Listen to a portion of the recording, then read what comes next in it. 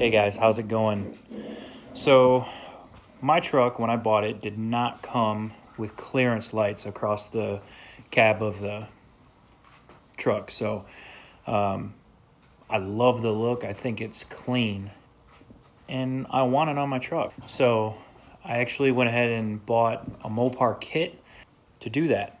So today we're going to work on installing the clearance lights on the top of the truck, and it's quite the process. So hang with me and we'll go step by step on how to get that done. We are going to have to loosen up the headliner in the back to allow the front to drop enough to be able to do the wiring and do the holes and everything that we need to do. With this particular panel in the front, it has two hooks that hook into the headliner, and then it has snaps here and here on both sides. So I don't actually have a trim tool, so I'm just going to try and use just a piece of plastic to try and get behind it and pull down.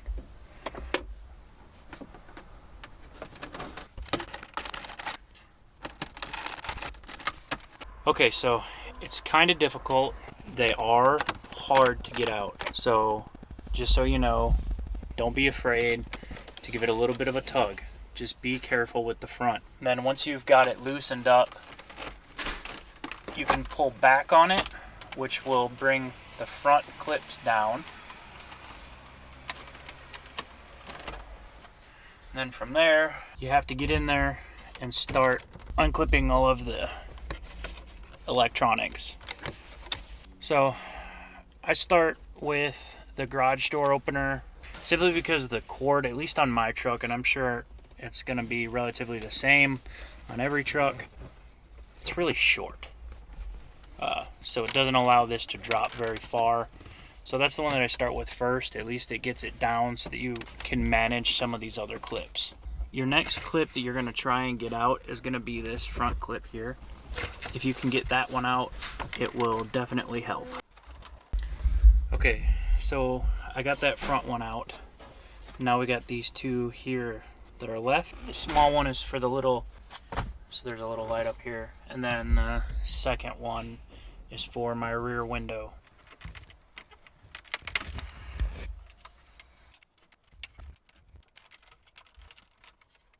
They were smart, Chrysler. There's two little clips on the side. Pull in those two clips and the whole button comes right out of the top piece. And there you go. The hell with dicking around trying to pull this out. It's not worth it when it all comes out easy. You can just shove it up in there. So here's the little hooks that I was talking about that are in the front. Okay, so I guess the next step in the process would be to remove the sun visors, which on this side is just two 10mm screws right, or 8mm screws right here.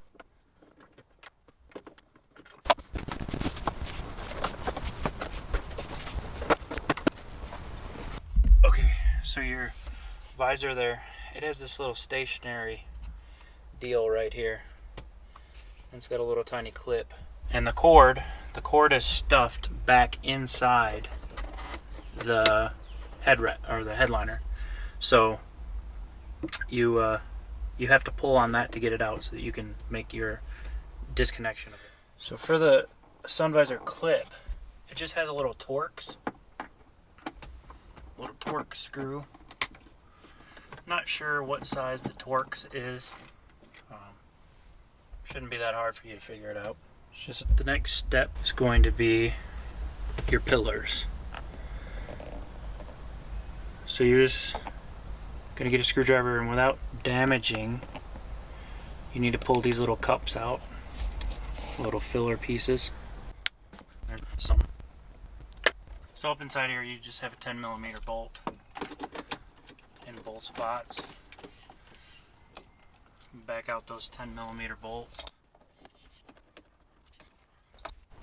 And then from there, the only thing holding it in is just a plastic version of the metal clip. Okay guys, so the next step in the headliner removal process here is going to be the mid pillar, and it's actually not too bad to take this off. So start by taking this cap right here that covers the bolt to the seat belt holder, and it really just snaps in down here. So if you start down on this side, it should just pop out, squeeze in on those, and it'll just pop right off. It's just held in by these little clips right here and up here. This bolt here is a T50.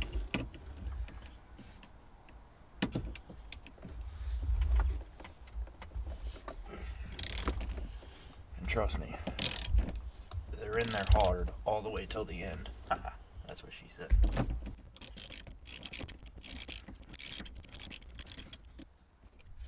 Once you have that removed, we're going to go ahead and pull these two caps over here. So inside here is, again, just two 10mm bolts. So the next part is you have to pull this black trim or whatever color trim you have. But there's two pieces of trim here. You have the upper piece and the lower piece. You have to pull the lower piece apart. Once you get the lower piece apart, you have to pull this over, and then it'll just unsnap out. Drop this piece all the way down, because there's hooks that go up in.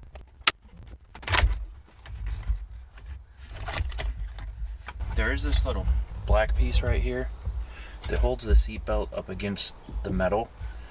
If you pull that out, it allows that trim piece to come completely off. There is a hole right here. I made this mistake before. You back this out, you drop the screw falls down, and you gotta find it. It's a pain. So keep in mind that there's a hole there, and I'll probably wind up dropping it again. Oh yeah, I dropped it on the outside this time. Alright, so after you get that screw out, it's simple to just go ahead and pull, and she'll pop right out. You do have to separate the bottom piece again. There is two pieces. I started doing one before the other. You just have to pull it out just enough. The last piece here is going to be the hanger.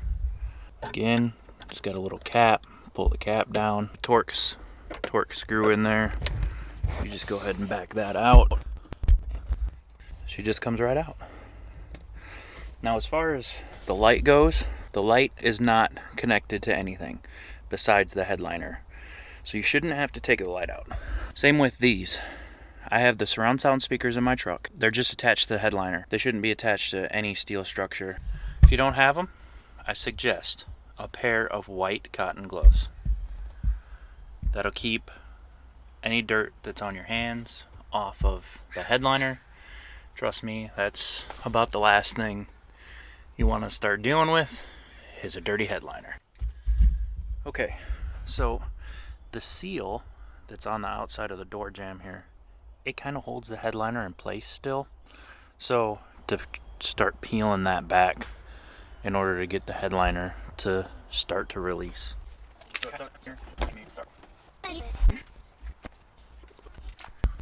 So you can see now the headliner is starting to fall quite a bit. It's still held up on this side by the seam. So we're going to go ahead and take care of that. So right there, the headliner is all the way down. It's even fallen in the back there.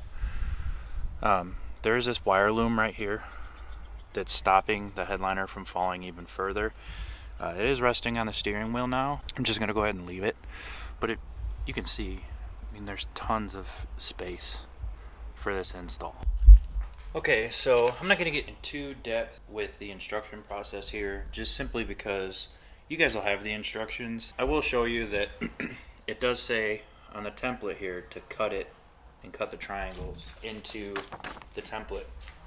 Now, another thing too is a lot of people that I've seen who have raised questions on forums on the truck up here, you can see I have an antenna. So everybody's wondering, since the template doesn't show an antenna, who cares? Just cut out a hole right here for the antenna. It's no big deal. The antenna has nothing to do with the placement of the lights. You can see that they give you lines. They even give you a measuring ruler from left to right. So you don't have to worry about where the antenna is. If you line it up per the instructions, the way the instructions say, you won't have to worry about the antenna. So you can just cut a big hole right here where the antenna will be on the truck, and you won't have any issues. Real quick, I just wanted to show you, origami style. There's my hole for the antenna. Okay, so another thing that they want you to do is they want you to cut this right here up to this line, because this line is your reference line to the windshield. So you cut straight across through this line and you taper down. That's what they say to do. Use a straight edge, line it up, and draw yourself a line all the way across. So you can see now that that line is all the way across the sheet of paper. So now when I go to cut, I actually have a guideline all the way across. So I just added a little generic taper down mark just to show you what I'm saying. So you're gonna cut all the way from the edge, all the way through their line, and taper down. All right, so then you see that I did the same thing on the other side, just mirrored it. It's no big deal. That's what the instructions called for. Using a ruler and a straight edge will help you out in this spot, just to make sure that you get everything the way it's supposed to be. Okay, so next I will get this up on the truck and laid out, and I'll get back with you then. Okay, this was the hardest part right here, was putting on this template. So I had a couple of accidents where I accidentally ripped it over there and I had to tape it back together. But the easiest thing that I found was to get soap and water and spray the areas with soap and water, of course, after you do good measurements. You're lining the arrows up with the steel of the roof right on the other side of the windshield, and then you're using these measurements to just get you a good side-to-side measurement in between the two. And I wetted them down with soap and water so that, and push the wrinkles out. That way my holes are for sure where they're supposed to be. So that's that. I had quite a bit of issue with the wind. I wound up having to take the front tires off of my truck and put on the stock tires to get it in my garage so that I can not have wind problems.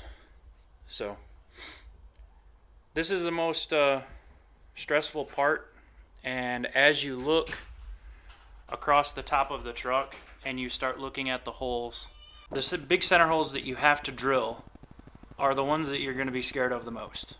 And I mean, you're going to be scared of all of them, obviously. This is why I tell you you're going to be scared, because when you look inside the truck, there is that metal, like soffit piece, I don't know what you would call it. Your big hole better be on that side of it where the flat roof is. If it's not, you're screwed, and you just screwed up your truck. So for me, it was definitely measuring 100 times, and hopefully it's going to be a cut once. We're about to find out. We should be able to take this off now, and you should be able to see some center punch marks on the roof. And if you can see, there they are right there. Okay guys, I wanted to show you. So first of all, do not forget, this is really important, don't forget to throw a sheet inside your truck, over the headliner, up on the dash. That way you're going to catch any miscellaneous metal shavings that might come in to the cab from the top when you're drilling your holes. Another thing that I wanted to show you, I don't know if you'll be able to see, but I'll try and get an angle. You can see the dimples in the ceiling. It's really hard to see. There's the rear screw hole. There's where the big hole is. And the other tiny screw hole is just inside this lip, which is fine. What you're really worried about, like I said, is that center hole has to be past this shelf. You're screwed if it's not. So we hit the jackpot on this one. So for the outer holes, the directions call for a 1/4 inch drill bit. Let me tell you, 1/4 inch drill bit is too big. The little plastic insert that you have to put in after you drill this hole will spin with a 1/4 inch drill bit. A 15/64 drill bit is right on the money. So to save yourself some time and trouble, 15/64s, or I've heard a 6mm drill bit will work as well. I'm going to start by drilling all of the holes with a smaller pilot bit, and then we'll work up from there. So for the center holes, I don't actually have a 7/8 drill bit, but I do have a unibit, a brand new unibit. I believe a unibit's going to be better than using a hole saw, simply because hole saws, they jump all over the place. So a unibit will actually keep it nice and in center, or you can just go ahead and buy yourself a 7/8 drill bit.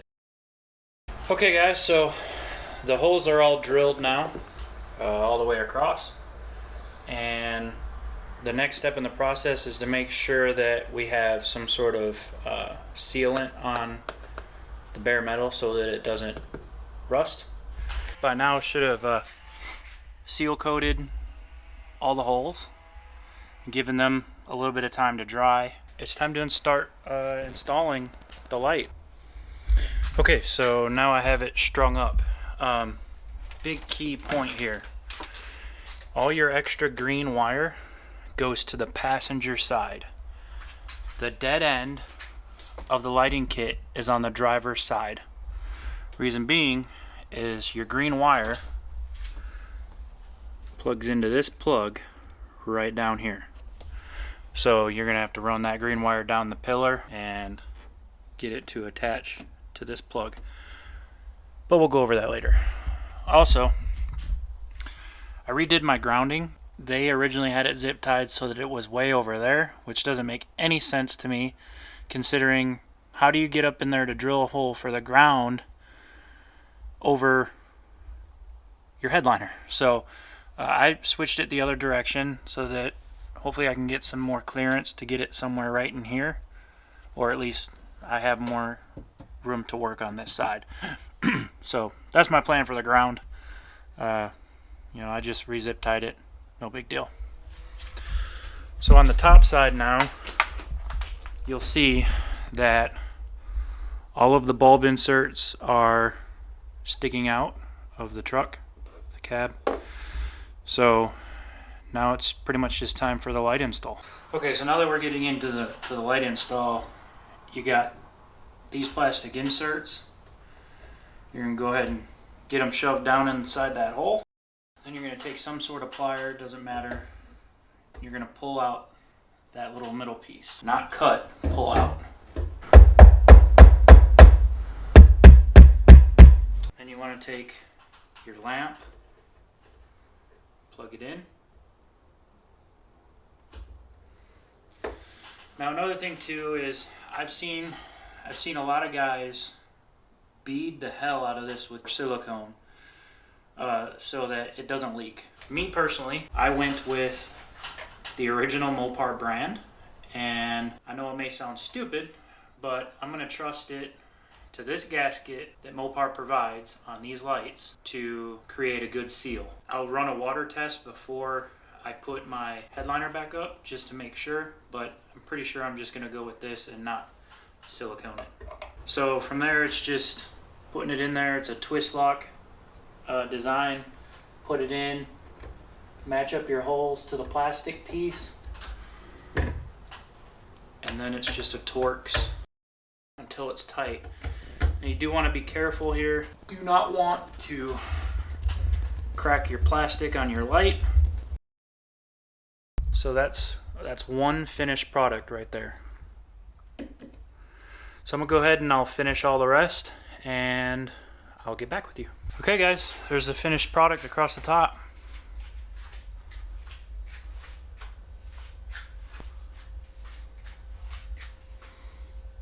All the lights are in.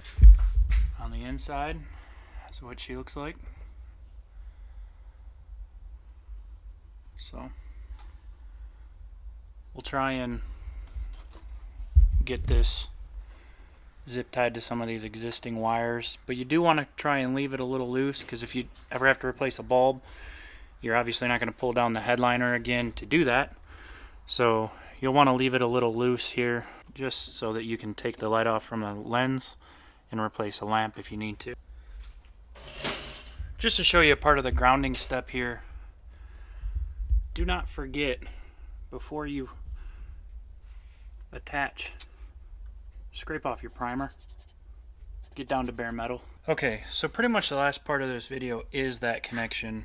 If you remember earlier in the video, I showed you this connector that's right here on the passenger side. So what we're gonna do is just verify. Okay, so I pulled this off of its little clips here, and your very first prong inside the connector on top is the white with the green tracer. So I've got my meter set up down here. I'm looking for no power with the lights off, which right now the parking lights are off, and I'm touching and I have nothing, no volts. Okay, now I'm gonna go turn the parking lights on. Okay, now I have the parking lights on. I'm gonna touch that same contactor, and we have 12.41 volts. So now, just to run one more preliminary test, I'm gonna turn the headlights on. We just wanna run this test just to make sure that for some odd reason, once the headlights are fully on, you don't lose power at that terminal. And we don't. So we know for sure that that is the wire. Now we just got to hook up to it. Okay guys, this is what I did. I went to AutoZone and I picked up one of these universal socket for the headlamps. Since the factory connector doesn't have a piece in it, I was able to break apart that connector, which is this piece here, and pull out one of those wires.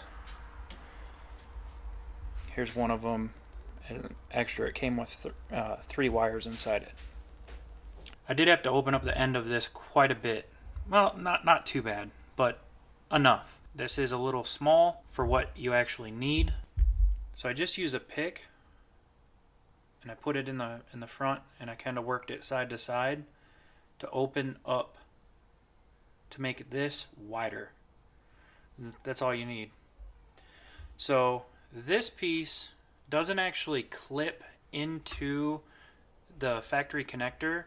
It will come back out, but what I did is I was able to grip the outside of this wire and the connector and shove it back in to make a good connection inside that connector, which is way better than some of the other things that I've been hearing, is just people shoving the wire in there to make it have connection and whatever.